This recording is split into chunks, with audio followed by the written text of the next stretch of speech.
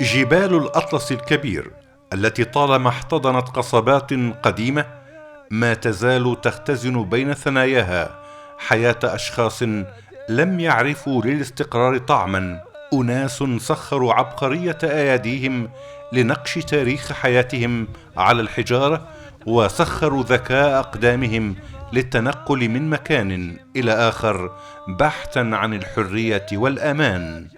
إنهم رحل الأطلس.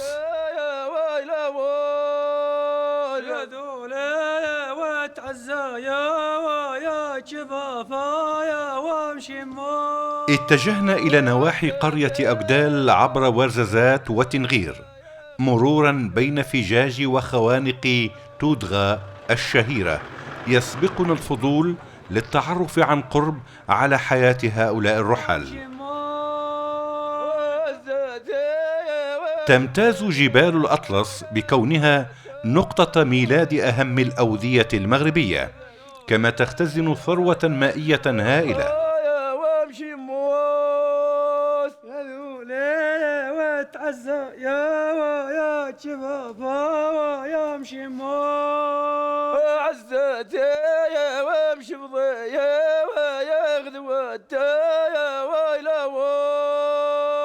منذ الأزل والإنسان لا يزال حريصا على التشبث بالأرض، يداوم مدها بالعناية التامة وتداوم مده بالحياة والاستقرار. الحسين فلاح رحال متزوج وأب لطفل يرعى الأغنام في الجبل. هذا الأب يمثل النموذج الحي لهذه الحياة المزدوجة التي يعيشها كثير من الفلاحين الرحل. إنه يقضي يومه متنقلا بين الاطمئنان على ابنه في أعلى الجبل والعودة إلى الحقل حيث الأرض في حاجة إلى عناية مستمرة. الصباح أستيقظ مع ابني حوالي الساعة 6 صباحا، نتناول وجبة الفطور ثم يهتم كل واحد منا بأشغاله. ابني يتولى الرعي ويصعد مع القطيع إلى الجبل، أما أنا فأبقى في الحقل حيث أسقي وأحش بعض الطفيليات النباتية وأزرع بعض الخضر كالبطاطس. في المساء أحمل بعض الخبز لابني وأصعد إلى الجبل حيث أقضي هناك بعض الوقت، وفي الليل نتناول العشاء، مرة خبز ومرة حساء، وهكذا تتداولنا الأيام.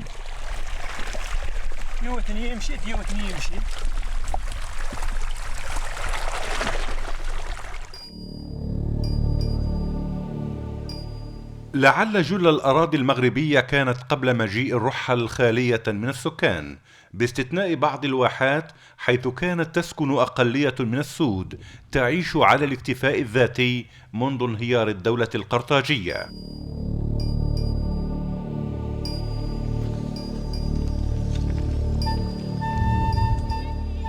لم يكن الترحال ناتجا عن عوامل طبيعية فحسب، بل هو غريزة مطبوعة في سلوك الأشخاص والجماعات منذ غابر الأزمنة.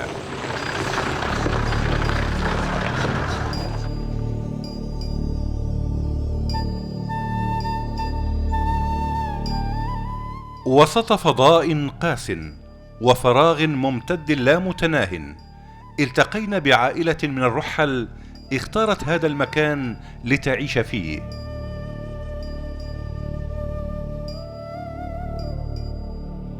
ثلاث مغارات صغيرة المساحة، مغارة واحدة للعائلة ومغارتان للماشية، وكأن التاريخ يعيد نفسه. إن حياتهم أدنى من البساطة، سمات وجوههم القاسية واللباس الذي يرتدون والأرض التي يفترشون. إذ اضطرت عائلة خو علي للاستقرار في هذه المغارة بعد فترة تنقلات عبر أرجاء منطقة تل تفراود.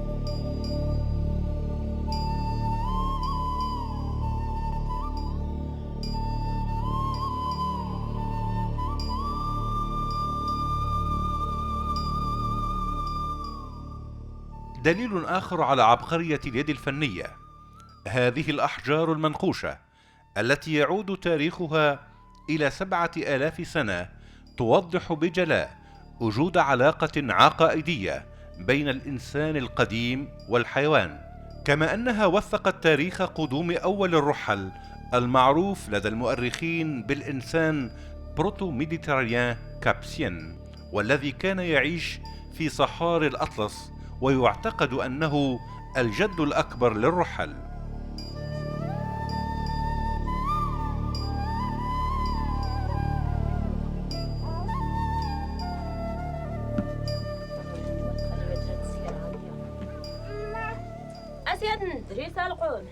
تحاول زهرة بحنان إيقاف فضول أصغر أبنائها السبعة، بينما تقوم الكبيرة بتسخين الماء وهي كبرى إخوتها وعمرها 15 ربيعا.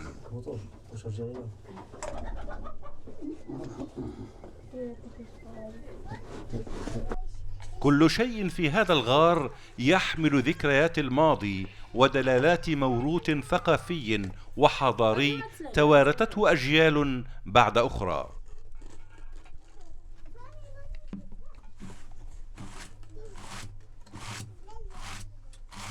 وهذا نموذج لصناعة تقليدية عاصرتنا منذ القدم، تسمى بهذه المنطقة الجنوبية من المغرب بأزطة.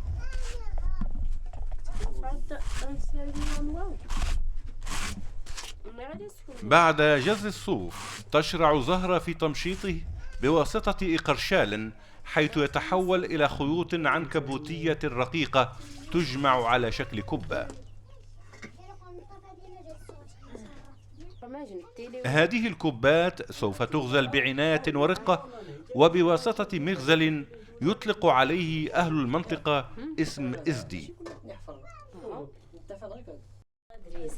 بعد الحصول على هذه الكبات من الصوف المغزول تغطس في الماء لبضعة أيام ويتم نشرها تحت أشعة الشمس.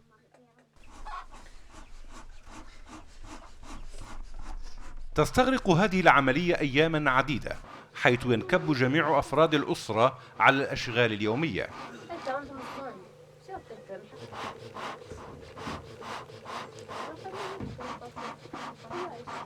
وتكون هذه الأيام ذات طابع خاص، تمتاز بالأبهة والاحتفالية في جو حميمي، يعرف زيارة الجارات من أجل المساعدة، فيشربن الشاي ويتجاذبن أطراف الحديث.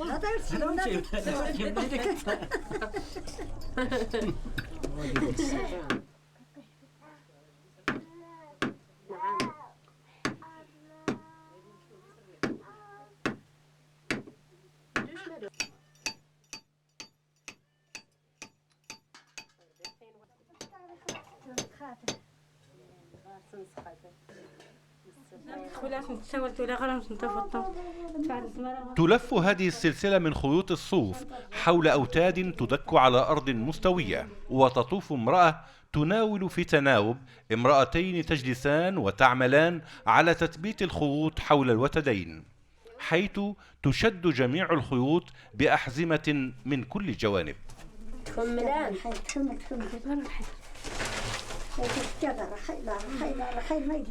إن تفوق المرأة في مجال النسيج يتجلى في كونها هي التي تقوم بصناعة كل الأثواب الصوفية لجميع أفراد العائلة، زيادة على صناعة الخيام والتليس الذي يوضع على ظهور البهائم، وكذلك الأغطية الصوفية التي تغطي بها نساء المنطقة رؤوسهن وتتدلى على ظهورهن وتسمى بتحندير.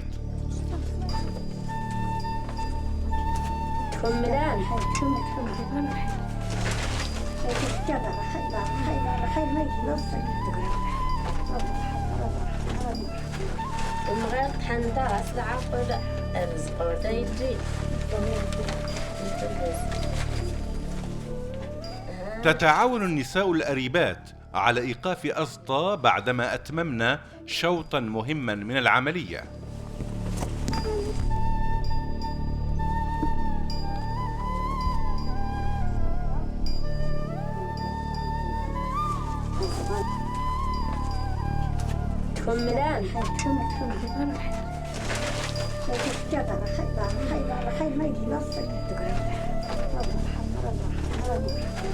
المغرب حندا أصل عفوا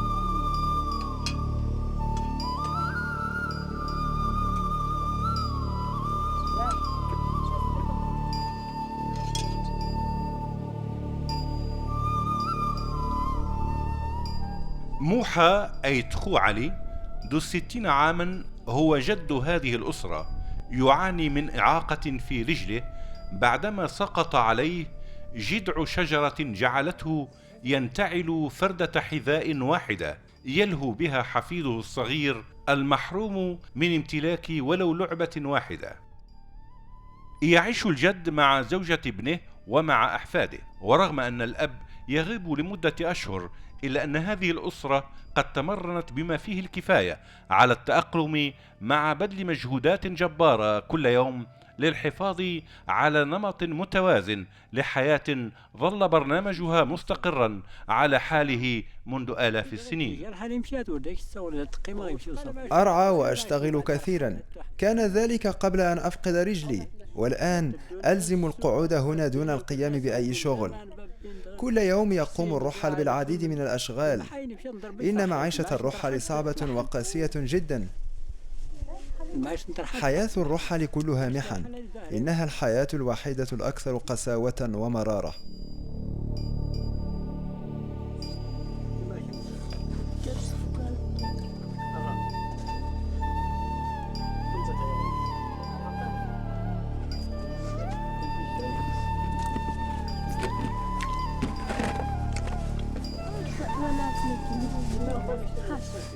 إذا كان هذا الغار مملكة الكبيرة، فإن مكان الطبخ هذا هو عرشها.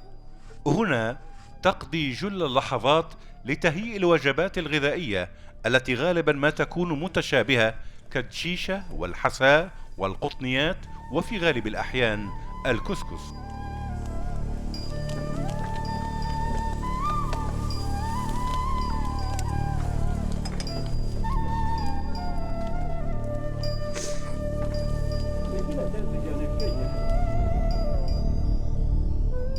ولكن تهيئة الطعام يحتاج إلى جلب الحطب والماء.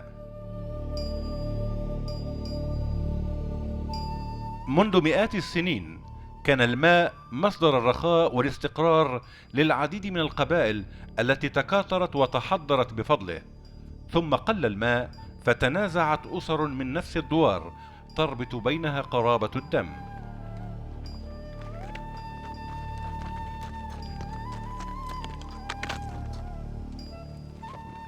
كان الفلاحون الرحل يستعينون بخدمات رحل حراسة القوافل التجارية لمدهم بالحراسة أثناء الذهاب إلى العين أو البئر لسقي الماء، خوفا من تحرشات الأعداء أو بطش الصعاليك. وكان التاجر فيهم يستأجر 3 أو 4 من هؤلاء لهذا الغرض.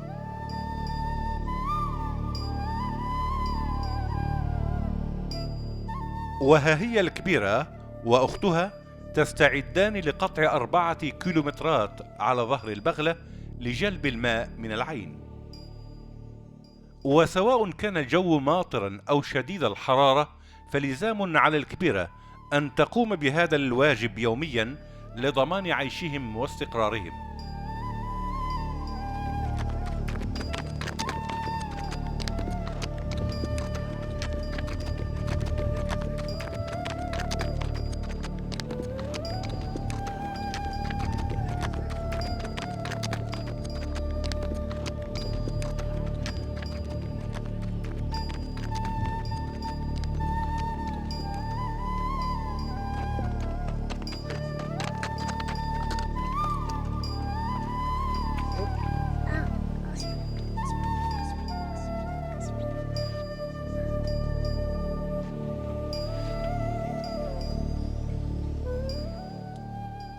لقد أصبحت هذه العملية بالنسبة للكبيرة فريضة من الفرائض شبت عليها، وها هي تدرب أختها الصغيرة لتتحمل مسؤولية هذا العمل المضني في يوم من الأيام إن استطاعت الانفلات من قبضة هذا الوسط الأسروي المحكوم عليه بالشقاء والتيه كيتيم يبكي وينوح بين جحود وطنين.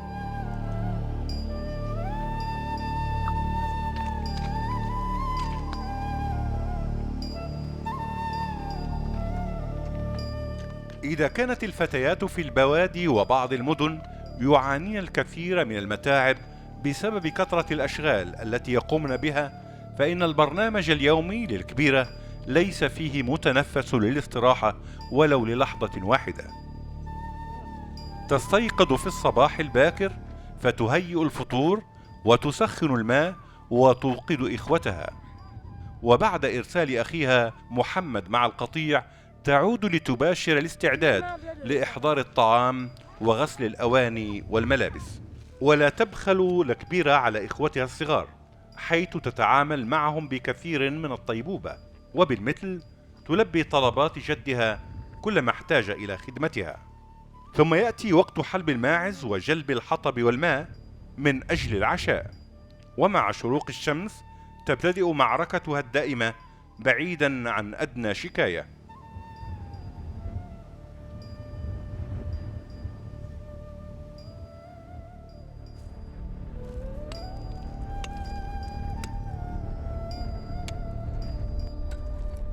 وقبل أن تعود الكبيرة إلى المغارة عليها أن تجمع رزمة كافية من الحطب للتدفئة وتهيئ الطعام.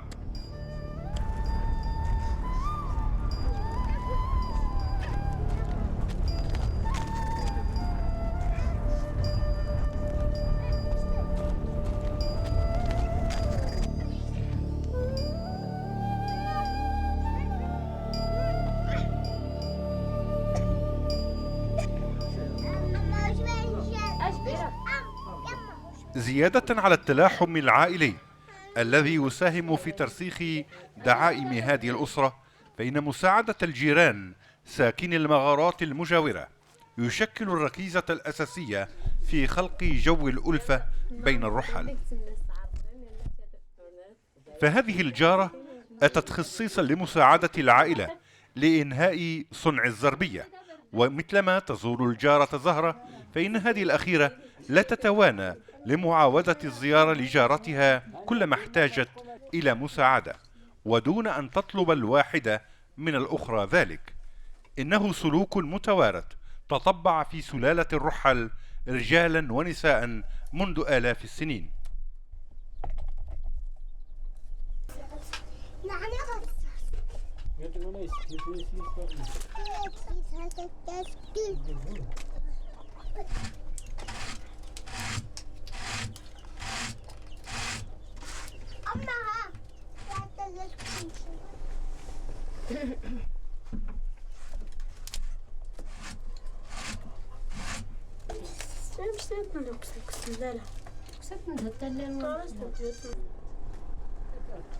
لا شيء يربط أسرة خو علي بالزمن سوى ساعته هاته التي يضعها في مكان آمن تعينه على معرفة أوقات الصلاة، الحافز الوحيد الذي يشجعه على القيام والمشي بضع خطوات على قدم واحدة. بسم الله. أردنا وصلنا. بسم الله. أسيريا.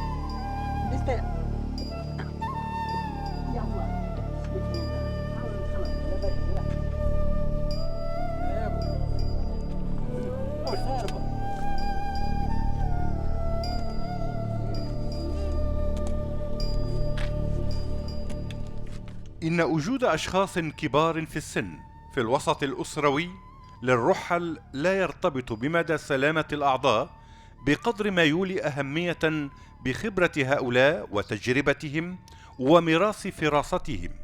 لذلك فالحضور المستمر للجد يمنح الأسرة الشعور بالأمن والحماية.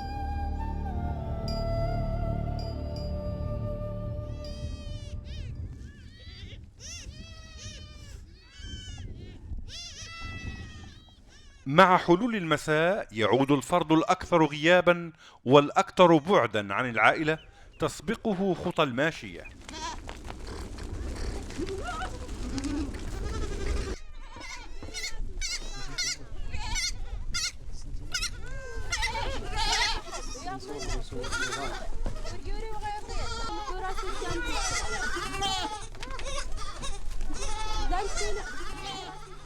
إنه محمد الراعي الصغير الذي يعيد القطيع من شساعة المرعى إلى ضيق الغار.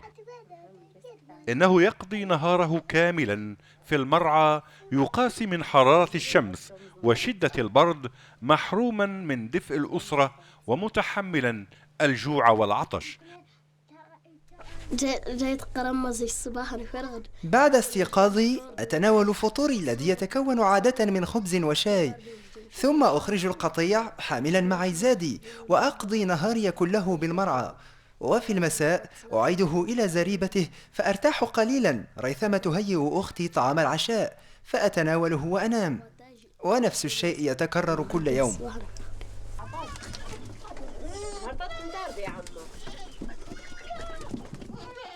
نادرا ما نجد قطيعا من الماعز بمفرده، إذ يلجأ الرحل إلى تربيته مع الأغنام لتساعد القطيع على التنقل بسرعة أثناء الرعي والإبقاء على بعض الكلى أثناء انقراضه، خاصة في فصل الصيف.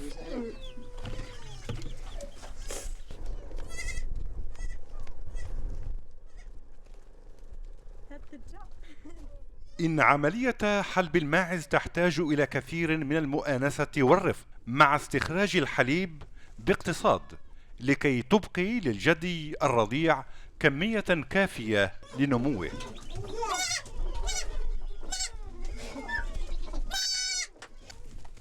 لذا فالكبيرة تميز جيدا بين الأم الوالدة والحلابة. ويستهلك الرحل حليب الماعز أكثر من حليب الأغنام، كما يعتمدون على فرو الماعز لمزجه بالصوف وتوظيفه في النسيج.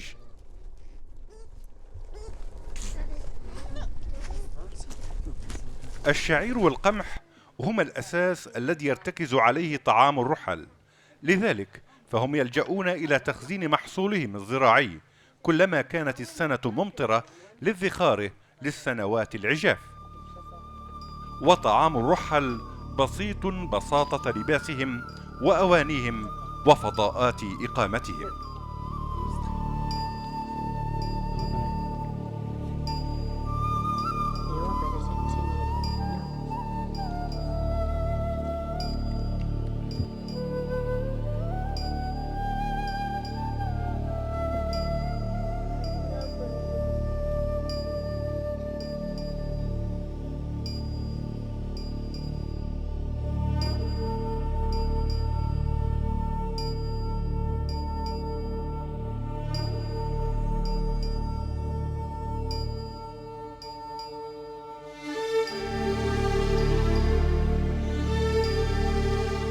هؤلاء الرحل يتامى بلا موطن، يسكنون الكهوف، زمنهم أقدم من زماننا ومكانهم أرحب من مكاننا. هل تراهم يحلمون بشروق غد أفضل، أم أنهم عازمون على البقاء ملتصقين بأمهم الأرض، ملتحفين ضياء الشمس، مترقبين قطرة ماء تأتي بلا موعد؟